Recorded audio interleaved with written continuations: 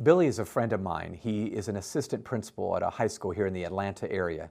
He and I were talking about engaging this generation of kids, and it got rather philosophical along the way.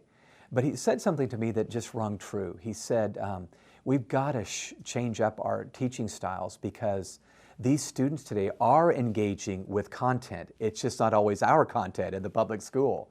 They're engaging in experiences that are not always healthy. They're watching visuals and images.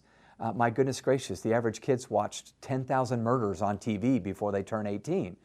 So we've got to use the items that they engage with, but make them constructive and redemptive along the way.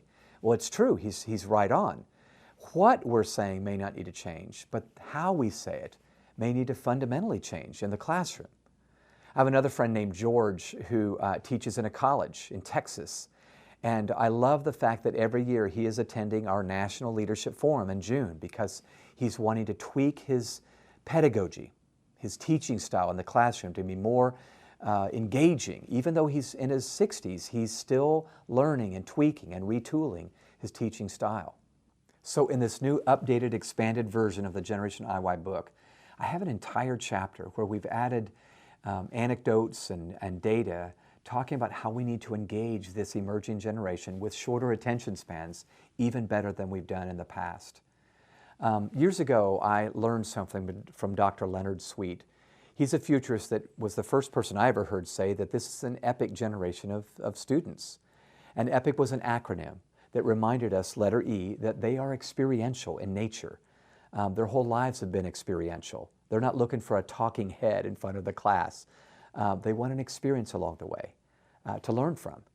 The letter P reminds me they're participatory. They've been able to participate in the outcomes of where almost everything's going in their life, from vacations at home to reality TV shows where they get to vote on who stays on the show. So we've got to be more participatory, letting them own where the course is going. The letter I reminds me they're image rich. They've grown up with screens and visuals and icons and metaphors. In fact, that engages them far better than words these days. And then the letter C reminds me they're connected. They're connected both socially as well as technologically.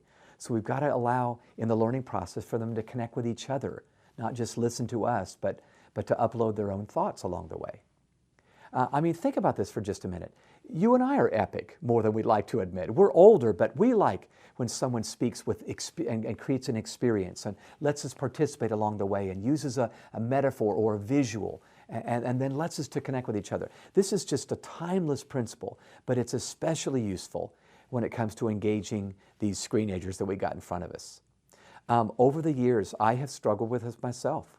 I remember way back in the 80s being challenged as I work with college students. And I was thinking, I've got to change the way I deliver this content. My pedagogy needed to change. And I started using the images that now have become habitudes. Habitudes are images that form leadership habits and attitudes. But it's an epic way to teach leadership. Many of you use them as content.